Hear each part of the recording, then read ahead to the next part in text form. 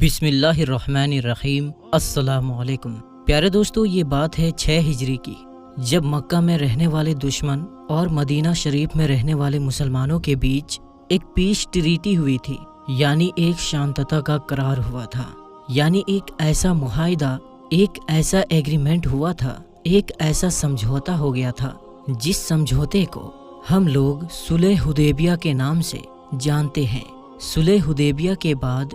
جب مسلمان مکہ والوں کی طرف سے بے فکر ہو گئے تھے، تو پھر آخری پیغمبر یعنی حضرت محمد مصطفیٰ صلی اللہ تعالی علیہ وسلم نے یہ ارادہ فرمایا کہ وہ رومن اور پرشین جیسی بڑی بڑی سلطنت، بڑے بڑے سامراجیوں کے بادشاہوں کو خطوں کے ذریعے سے اسلام کی دعوت دیں گے۔ جب آپ سرکار دو جہاں صلی اللہ تعالی علیہ وسلم نے ان خطوں کو لکھنے کا فیصلہ کیا، تو آپ کے ارد گرد موجود لوگوں نے، آپ کے پیارے صحابہ اکرام نے اور آپ صلی اللہ تعالی علیہ وسلم کے دوستوں نے آپ سرکار کو یہ مشورہ دیا کہ دراصل رومن، پرشین جو بڑی بڑی سلطنتیں ہیں، ان کے جو بادشاہ ہیں یا اس جیسی دوسری سلطنتوں کے بھی جو بادشاہ ہیں، آپ کے خطوں کو تبھی قبول کریں گے جب ان پر مہر وغیرہ لگی ہوئی ہو، تاکہ دیکھنے سے وہ اوتھینٹک یعنی کہ بالکل سچا معلوم ہو جائے،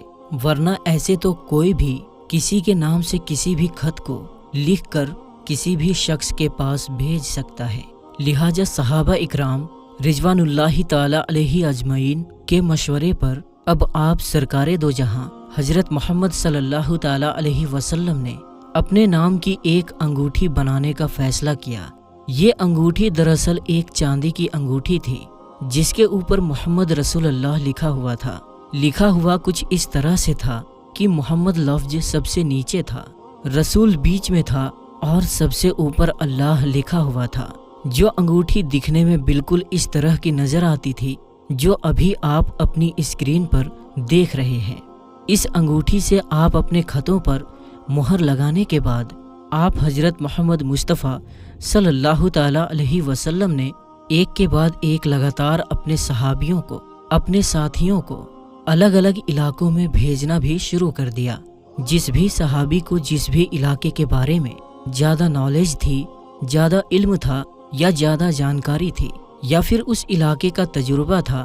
وہ اسی علاقے میں ان خطوں کو لے کر روانہ ہوئے۔ اس کے بعد اسی طرح ایک کے بعد ایک لگاتار دنیا کے بڑے بڑے بادشاہوں کو اس دور میں اسلام کی دعوت لیٹر کے ذریعے سے بھیجی گئی تھی۔ کیونکہ یہ رسول اللہ صلی اللہ تعالی علیہ وسلم کی انگوٹھی ہے، اسی لیے اس انگوٹھی کو بہت زیادہ برکتی مانا گیا ہے، اور یہی وجہ ہے کہ جب حضرت محمد مصطفیٰ صلی اللہ تعالی علیہ وسلم خود بھی واش روم وغیرہ جایا کرتے تھے تو انگوٹھی کو باہر ہی اتار کر جایا کرتے تھے۔ ویسے تو پیارے نبی صلی اللہ تعالی علیہ وسلم نے چاندی کی انگوٹھی پہننا شروع کر دی تھی، حالانکہ کچھ ثبوتوں سے یہ بھی پتہ چلتا ہے کہ بعد میں آپ نے اس چاندی کی انگوٹھی کو بھی اپنے دستے مبارک سے نکال دیا تھا۔ آپ صلی اللہ تعالی علیہ وسلم نے ایسا کیوں کیا تھا، اس کے بارے میں تو آج تک کوئی کچھ بھی نہیں جانتا ہے۔ دوستو، اس خاص اور مبارک انگوٹھی کو پیغمبر حضرت محمد مصطفیٰ صلی اللہ تعالی علیہ وسلم کے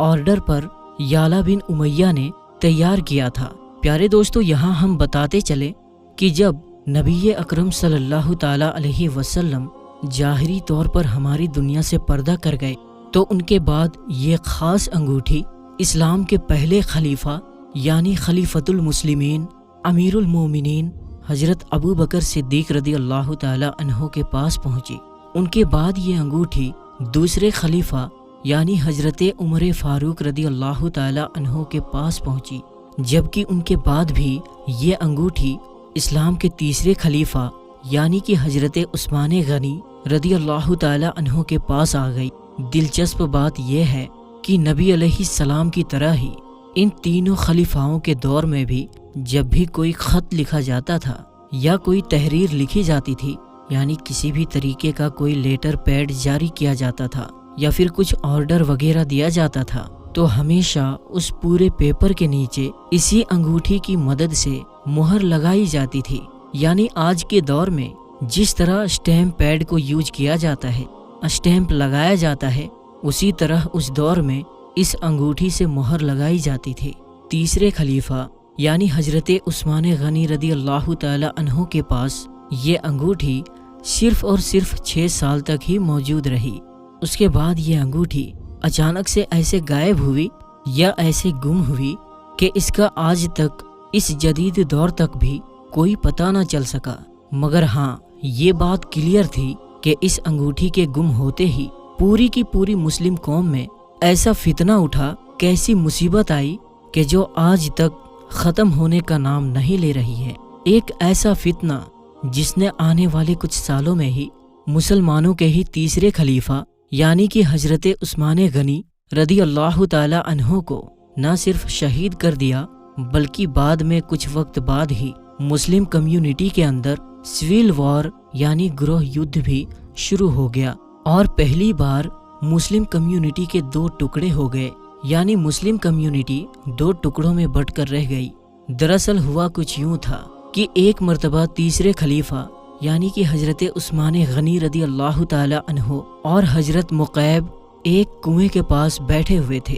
دراصل وہی کنواں تھا جو مسجد قباء کے پاس موجود ہے۔ ان دونوں میں سے ہر ایک انسان ایک دوسرے کو انگوٹھی پکڑا رہا تھا۔ دیکھنے کے بعد تب اچانک سے نہ جانے کس کے ہاتھ سے انگوٹھی چھوٹی اور یہ انگوٹھی کنویں میں جا گری۔ اب جیسا کہ ہم سب جانتے ہیں کہ نبی کریم صلی اللہ تعالی علیہ وسلم کی انگوٹھی تو کوئی عام انگوٹھی تو نہیں تھی، اسی لیے اسے بہت ڈھونڈا گیا، یہاں تک کہ تمام صحابہ اکرام رضوان اللہ تعالی علیہ اجمعین نے 3 دنوں تک خوب محنت کی اور اس کنویں کا سارا پانی خالی بھی کروایا اور پورے کنویں کو سکھا دیا، یعنی پورے کنویں کو پوری طرح سے صاف کر دیا، اور اس کے باوجود بھی کہیں پر بھی اس انگوٹھی کا کہیں بھی کچھ پتہ نہیں چلا۔ اس انگوٹھی کے گم ہو جانے کی وجہ سے اب حضرت عثمان غنی رضی اللہ تعالی عنہ بہت زیادہ پریشان رہنے لگے تھے، جس کی وجہ سے کچھ وقت کے بعد حضرت عثمان نے ایسی ہی ہو بہو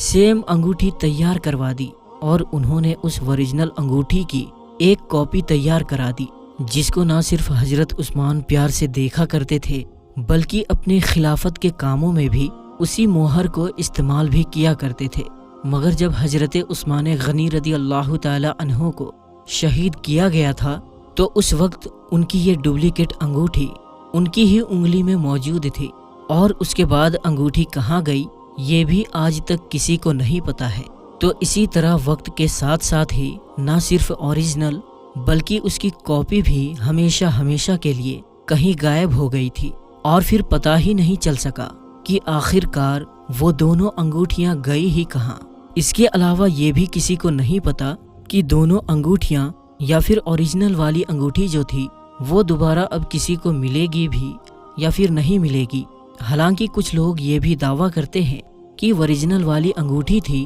وہ حد سے زیادہ برکت والی انگوٹھی تھی، اور حضرت محمد مصطفیٰ صلی اللہ تعالی علیہ وسلم کی بہت زیادہ خاص انگوٹھی تھی۔ ہو سکتا ہے خدا نے اس کو جان بوجھ کر اٹھا لیا ہو، کیونکہ اس سے پہلے بھی ہسٹری میں یعنی اتہاس میں سبھی لوگ دیکھتے ہیں کہ تابوت سکینہ یا پھر اس طرح کے پیغمبر اسلام سے جڑی ہوئی جتنی بھی چیزیں ہوا کرتی تھی وہ وقت کے ساتھ ساتھ ہی لوگوں کے بیچ سے اٹھا لی جاتی تھی۔ باقی پیغمبروں سے جڑی ہوئی کچھ نشانیوں کی طرح ہی یہ انگوٹھی بھی قیامت سے پہلے ہماری اس دنیا میں واپس آئے گی، یعنی کہ ظاہر ہوگی یا نہیں، اس بارے میں کوئی بھی کچھ نہیں کہہ سکتا ہے، اور نہ ہی اس طرح کی کوئی بھی چیز کہیں پر مینشن کی گئی ہے۔ حالانکہ دوستو، آج کے اس دور میں پیغمبر اسلام صلی اللہ تعالی علیہ وسلم کی اس انگوٹھی کی ایک اور ڈپلیکیٹ یعنی کہ ہو بہو کاپی ترکی کے توپ کاپی محل میں یعنی اس کے میوزیم میں بھی موجود ہے، جہاں پر اس انگوٹھی کے علاوہ پیغمبر اسلام سے جڑی ہوئی اور بھی بہت ساری چیزیں موجود ہیں۔ مثال کے طور پر پیغمبر اسلام صلی اللہ تعالی علیہ وسلم کا خط مبارک، ان کے منہ مبارک، ان کے بال مبارک اور نالین مبارک، ان کا امامہ مبارک، اور اس کے علاوہ بہت سارے تبرکات وہاں پر موجود ہیں۔ ترکی میں موجود اس انگوٹھی کے بارے میں بہت سارے اتہاس کار یہ بھی دعویٰ کرتے ہیں کہ دراصل یہ وہی انگوٹھی ہے جو کسی دور میں اسلام کے تیسرے خلیفہ یعنی حضرت عثمان غنی رضی اللہ تعالی عنہ نے بنوائی تھی، وہ اسی لیے کہ یہ انگوٹھی ان کی شہادت کے بعد ٹرانسفر ہوتے ہوتے بغداد پہنچ گئی تھی، کیونکہ بغداد میں لمبے وقت تک مسلم دنیا کی راجدھانی ہوا کرتی تھی، مگر جب پھر 15ویں صدی میں سلطنت عثمانیہ نے بغداد شہر کو فتح کر لیا تھا تو سلطنت عثمانیہ کے سلطانوں کو یہ انگوٹھی بغداد سے حاصل ہو گئی تھی، اور اس کے بعد انہوں نے اس کو بغداد سے استنبول کے جو سلطنت عثمانیہ کی راجدھانی ہوا کرتی تھی وہاں پر ٹرانسفر کروا دیا تھا۔ واللہ عالم بالصواب۔ آخر میں اللہ تعالیٰ سے یہی دعا ہے کہ اللہ تعالیٰ ہمیں صحیح علم عطا فرمائے اور صحیح راستے پر چلنے کی توفیق عطا فرمائے۔ تو میرے دوستو، ہم ملتے ہیں پھر ایک نئی اور اچھی ویڈیو کے ساتھ، تب تک کے لیے السلام علیکم، اللہ حافظ۔